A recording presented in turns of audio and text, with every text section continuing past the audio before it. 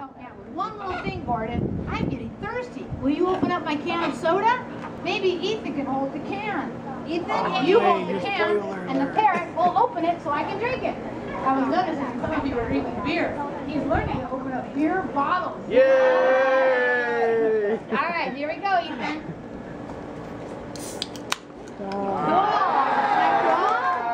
All right, is anybody thirsty for a beer? No, I'm not kidding. A glass bottle with a cap. Did you guys drink all the beer already? Wait, get a bottle, get a bottle. I'll get a bottle. How many people think I'm just kidding? I'm not kidding. Let's see how many he can do though.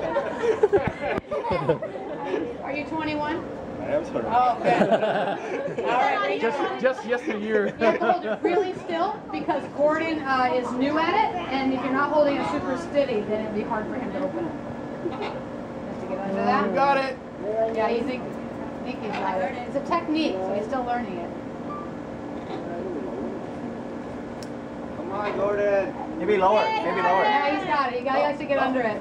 Just take some of it. He won't give up till he gets the job done. Wow.